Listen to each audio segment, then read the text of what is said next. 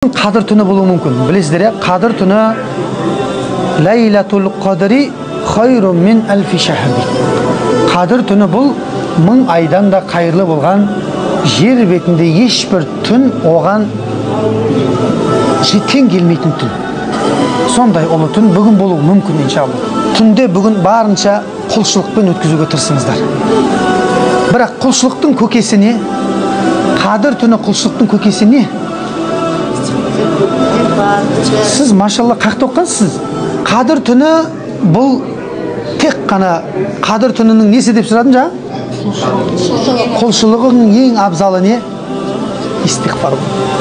Kunadan kechirim tilov eng afzali. O'tkeni Aysha onamiz bor qo'y. Alloh eshitsin so'raydi sallallohu alayhi vasallam. Ayeli o rahatda shu payg'ambarning ayeli baratda so'ray salat ko'ngilni birdan kechirsin.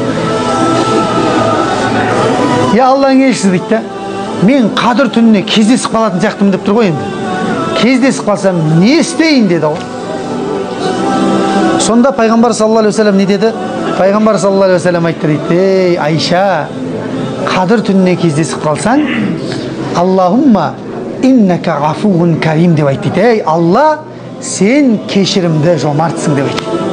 "Тухиббул афуа", кешіргенді жақсы көресің. "Фаъфу анни", мені кешірші деп айтты. Ey Allah, sen keşirimde jomartsın. Қазақша айта берсеңіздер де болады.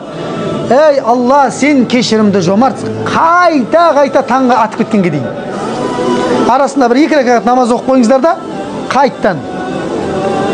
Таваф қылып жүргенде де соны айтыңыздар.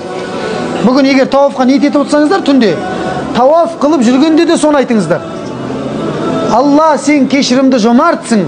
Кешіргенді жақсы көресің. Қараса, сөзді қарасаңызшы. Allah пендесін кешіргенді жақсы көреді ғой. Білесіздер ме, қалай қуанатын, Алланың қалай қуанатын білесіз бе? Пендесі кешірім тілеген кезде Алла қалай қуанат білесіздер ме? Қалай қуанат білесіз бе? Пайғамбар саллаллаху алейхи вассалам айтады: "Алла қалай қуанғанын көрсең, бір пендесі кешірім тілеп тәубеге келген кезде" дейді. Қалай қуанған? Bir бейне бір жолаушы кісі дейді, шексіз сахарада келе жатыр дейді. Шөл дала. Оның құдығы да жоқ, суы да жоқ дейді. Кішкентай демалып алайыншы деп ұйықтап тұрса, көлігінің үстіндегі су көлігімен бірге жоқ дейді. Яғни түйесі кетіп қалған дейді. Шексіз сахара, түйе жоқ. Үстіндегі суың жоқ. Болды ма? Өлдің ба? Өлдің. Болды, өлдің, ештеңе жоқ сені құтқаратын. Өлдім ғой деп тіліңді жұтып атқан кезде дейді, ана түйесі айналып жүгіріп үстіндегі суымен бірге келіп тұр дейді ғой. Сол кезде адам қалай қуанады дейді ғой. Ана ситуацияға кіріп атсыздар ма? Кіріп көріңіздерші. Қалай жүрегің бар ғой, жарылып кете жаздайды ғой, жүрегің жарылып кете жаздайды. Дүниеде ештеңе керек емес болып қалады. Сол судан басқа бір баклашка. Дәл солай Алла қуанады дейді ғой, пендесі кешірім тілеген кезде дейді. Көрдіңіз ба? Бұл пайғамбар саллаллаху алейхи вассалам хадисі кәдімгідей.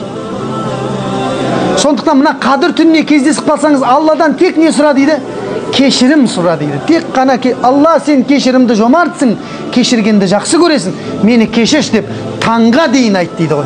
Өйткені ол түні түсетін періштелердің саны жердің бетіне сыймай қалады дейді.